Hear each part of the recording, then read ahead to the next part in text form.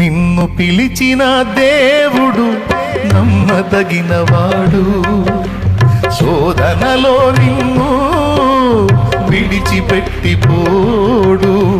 కంటి పాపల తోడుండి నిన్ను కాచుకుంటాడు, కన్న తండ్రిలా తోడుండి నిన్ను ఆదుకుంటాడు.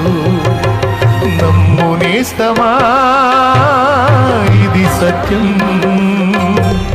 వీడబోకుమా విశ్వాసం.